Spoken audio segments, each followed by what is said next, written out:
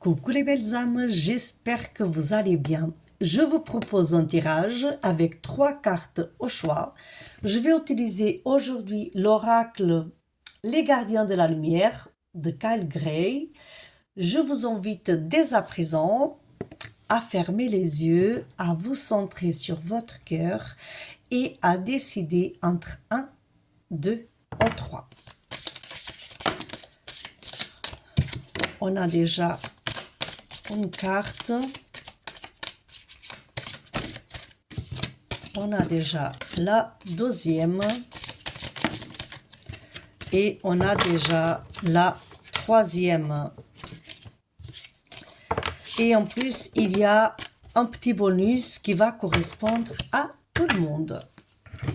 Donc, pour ceux qui n'ont pas encore décidé, donc 1, 2 ou 3, mettez sur pause tout de suite et je vais commencer. Pour la première carte, c'est la carte Kalimar.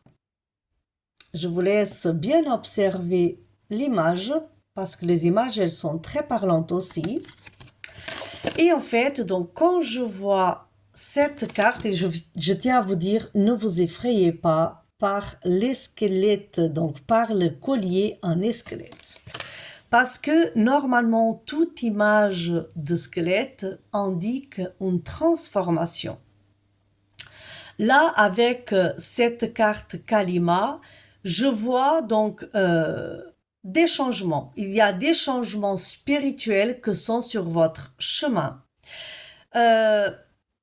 Et en fait, donc, pour ceux qui pensent commencer quelque chose, qui ont des idées, des nouveaux projets, c'est peut-être le moment de vous lancer.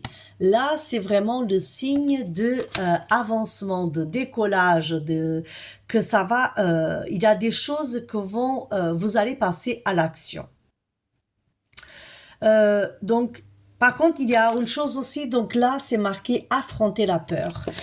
Donc là, Kalima, elle vous dit, vous avez donc, c'est le bon moment pour passer à l'action, pour concrétiser vos projets. Par contre, il faut affronter votre peur. Il faut laisser les peurs derrière vous pour pouvoir enfin concrétiser votre rêve, donc vos projets. Pour la deuxième carte, c'est la carte Gaïa.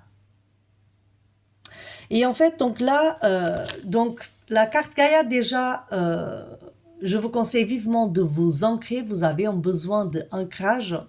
Donc là, il y a l'image d'une dame qui tient la terre.